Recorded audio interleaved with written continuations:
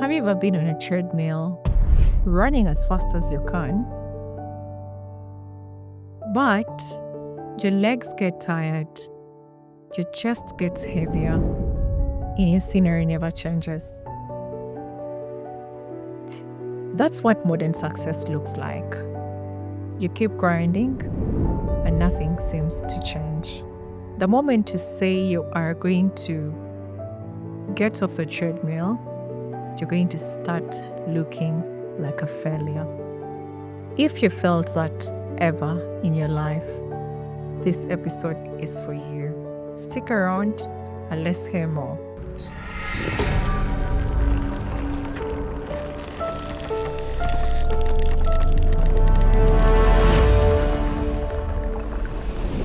Hi, welcome back to another episode. Today, we are still doing the Homecoming series. My name is Sandra, the host of the Unfiltered Truth Conversation.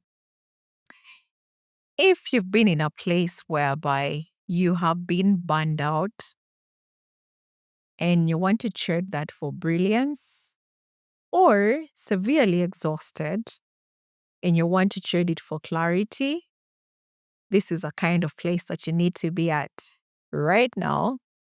Press subscribe, join this community for more honest, raw, unfiltered conversations such as those. We basically talk about everyday life, the highs, the lows, and everything in between. So today we are going to be talking about reset. Reset is not a dirty word. It's a strategic tool, as you will find out in the episode. But before we delve deep into that, I want to share a story over time where I worked 5 jobs. I think I shared that in the video where I did about hustle culture. I did 5 jobs and I was constantly, chronically exhausted. I was burned out. I basically didn't know when to stop or what to do because I didn't want to look like a quitter and neither did I want to look like a failure either. So when I did hustle culture video, let's say that was more of like diagnosing what the problem is. But today we are going to look at the cure, hitting reset. Pressing pause is not a sign of weakness. It's actually profound strength. So what exactly happened or what is reset? If I'm to define reset, I will take you back to neuroscience. Anyway, as a scientist, sometimes I just want to give reference. When I take going back to neuroscience, we have a part in the brain, the DMN. I think I talk about it many times as a default mode network, part of the brain that is responsible for creating ideas, but it's most functional when we are less focused. So why am I saying this? It doesn't mean that your brain is lazy, but rather it's doing the thing that it does best. So what really happens is when you are daydreaming or you are in a shower, taking a walk, that's when this DMN is very active. It's going to be giving you ideas. It's going to be busy working on complex matters by stepping away from complex matters. So in the hustle culture where we are told to grind and grind and grind nonstop, we are not able to fully have this functional to a degree that it should. So why reset today is important is because we want to activate this part of the brain. And that's how I would define reset. Is more like you're activating your DMN on a life scale. So with that said, why do we need to reset? In the neuroscience perspective, when the DMN is actively working, like I said, we're going to have connect those, how can I say, connect the disparate ideas, yeah, and we shall be able to consolidate whatever memories there are and also just spark genuine connections and etc. So this is very important because we are able to awaken the creative mind to be able to be more productive, because forget the hustle culture that tells you that your worth is tied to your output or your productivity. That is all. I want to sound nice. That is all background noise anyway. So today, let us reset. And how does this reset look like? Or what do we do to reset? But before we get to resetting, or what do we do to reset? When we are unable to have a reset in our lives, be it career, marriage, friendships, um, life in general, you must have a pause moment. So when we are not able to have like that pause moment ever, when everything is going on, nothing is seeming to change, you're supposed to have a pause moment. So when you're not able to have a pause moment, the cost is not just going to be tiredness. The cost is actually going to be a cascade of various failures, like stagnation. You are going to be applying the same solutions to the same problems and getting mediocre results. So, what next? You need to pause. The other thing is, you will be burned out. Like, your joy will be eroded. Something that you initially were doing with a lot of passion, with a lot of enthusiasm, like you were happy and excited about this project, will be a hub of resentment. And before you know it, you're going to be burned out, extremely exhausted, and maybe even out of a job. The other thing is, there are going to be plenty of missed opportunities, trust me. There is nothing that you are going to see when your head is bent down, busy grinding. Like you'll miss out on the subtle cues, or on the opportunities that are right before you that could take you on a different path, that could like spark those new ideas. There is nothing you're going to be doing while you are bent, grinding and grinding and grinding. So that's why it's very important for you to like press pause and just watch. Like a treadmill analogy, you are running as fast as you can. The scenery is not changing. So that's exactly what happens in this moment. So, like I said, how do we have this reset? You don't just wake up and just say, okay, I'm on pause. I think there should be like a formula. What steps or what approach or what does this framework of reset actually look like for someone who will randomly be watching this? You'd want to know like a systematic framework or approach of how we can actually reset. So, first things first, we are going to do an audit. Like, why? Why do I feel this way? Why? Okay, yes, like, why do I feel this way? What I wanted to say is you should have like a few questions you could ask yourself. Yeah. Why am I feeling like this? If everything was constant, what would I do better? Yeah. And when you are asking the why as you're doing the audits, don't just be general, like be specific. For example, you could say, what does ideal look like to me? Because these things are relative to every one of us. Ideal to someone else could be calm, another could be inspiration, another could just be being connected.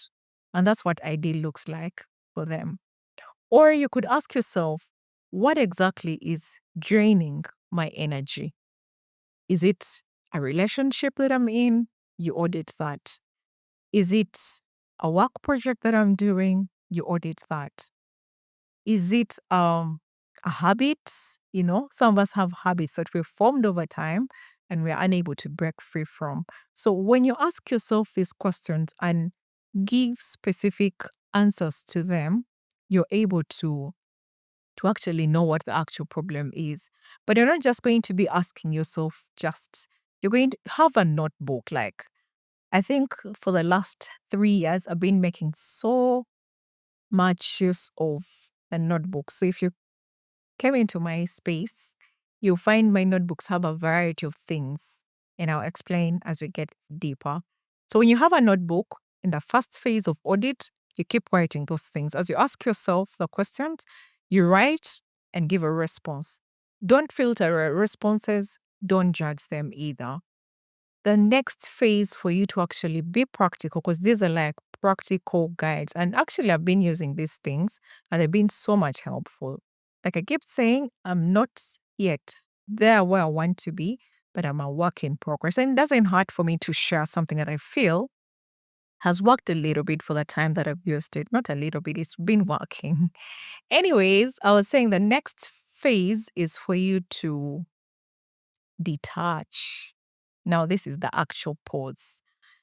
You can predetermine what this detachment phase is going to look like. It could be a day, a week, a weekend, weeks, or even a month, depending on what exactly you want to do in this period. So during this period, you are going to be away and off emails. What I would say, go on a digital fast. Yes, that's the right word. Go on a digital fast. Don't engage with the work emails. That includes all productivity, industry-related social media. Like excuse yourself from all that.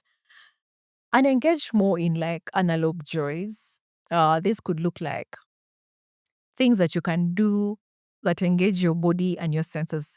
Could look like things like building stuff. Recently, I was on IG and I saw a pottery class. So I think that would be nice. Yeah, you could go for a pottery class, or you could cook a meal, go get a recipe book, try out some cooking.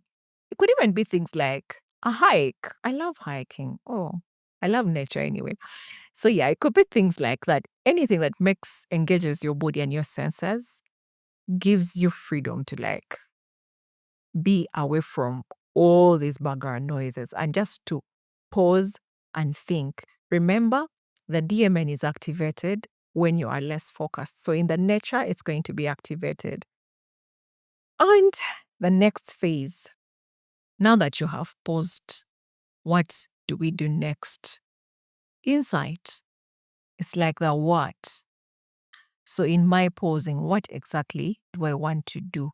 Remember, in phase one, we did an audit and we asked questions like, "What's draining my energy?" Now, in the insight phase, you are going to answer that question: "What's draining my energy?" Maybe it's a project.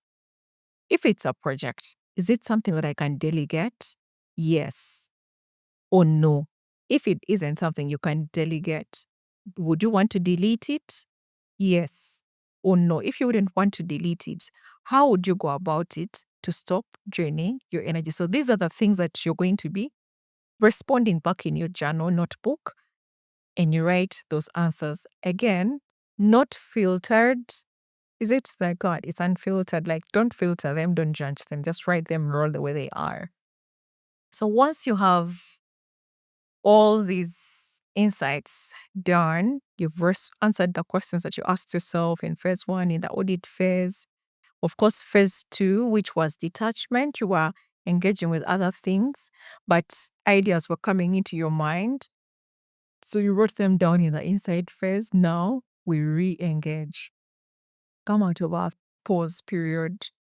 We have been reset. Now, re-engagement is how are we going to execute it? Look at it more like a map guiding you back to the grind, not at the expense of anything dear to your life. So you're going to now have a proper way of how you're going to be doing these things, how you will delegate that project or delete it, or find a much better way to engage with it if you can't daily get it. And what that ideal life looks like for you and what you are going to do to get there. So that's exactly what we do in the re-engagement phase. So before we close or wind up with the episode today, I want you to know that hitting reset isn't a sign of weakness. It's actual strength and brilliance. Do not refuse to pause. Pausing does not mean that you are stopping forever. You are only stopping to redirect your journey to a much better path. If this message resonated with you and you feel like it really hit something, kindly like the message. This only shows that the conversation is very important and would want it to reach as many people as possible. But also, don't forget to pay it forward. Share it with a friend. There's someone who's drowning in a grind and would really need to listen to this. Remember to share, like, comment. And before the week ends, I want you to write down what you are going to do in your audit phase. I think let's start there. Let's start with auditing our lives. What are we going to do in our audit phase? I can't wait to hear your stories in the comment section. Until then, thank you for listening. I can't wait to hear more from you. Bye. I value the time you've put in to watch this video. Thank you so much from my heart of hearts. If this message resonated with you in one way or the other, please subscribe. The purpose of this podcast is to bring hope, restoration, and resilience. Let's share this video with every one of us that we know is going through something and needs comfort.